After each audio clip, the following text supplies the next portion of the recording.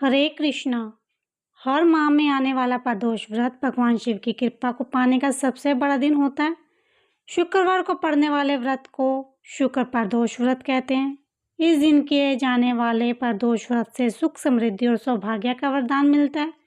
प्रदोष व्रत की पूजा शाम के समय प्रदोष काल में की जाती है। ये प्रदोष सूर्यास्त से लगभग 1 घंटे पहले का समय होता है और जो प्रदोष काल कहलाता है। धार्मिक ग्रंथों के अनुसार प्रदोष व्रत करने से भगवान शिव शंकर की पूर्ण कृपा प्राप्त की जा सकती है। तो आज हम सुनेंगे शुक्र प्रदोष व्रत की कथा। एक नगर में 3 मित्र रहते थे, राजकुमार, ब्राह्मण कुमार और तीसरा धनिक पुत्र। राजकुमार और ब्राह्मण कुमार का विवाह हो चुका था।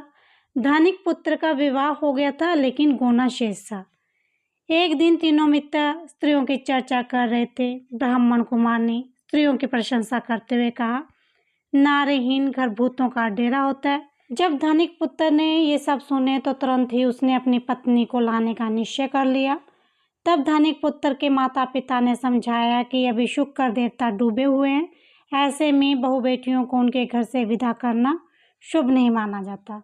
लेकिन धनिक पुत्र ने उनकी एक भी ना सुनी और ससुराल पहुंच गया। अब ससुराल वालों ने भी उसे मनाने की कोशिश की, लेकिन वो अपनी जिद पर अड़ा रहा और कन्या के माता पिता को उनकी विदाई करनी पड़ी। विदाई के बाद पति पत्नी शहर से निकले ही थे कि बैलगाड़ी का पहिया निकलकर एक और जा गिरा। बैल की टांग टूट गई, दोनों को चोट लग गई, लेकिन फिर भी वो चलते रहे। कुछ दूर जाने पर उनका पाला डाकुओं से पड़ा, जो उनका धन लूट कर ले गए। दोनों घर पहुंचे, वहां धनिक पुत्र को सांप ने डस लिया। उसके पिता ने वैद्य को बुलाया तो वैद्य ने बताया कि 3 दिन के बाद इसकी मृत्यु हो जाएगी।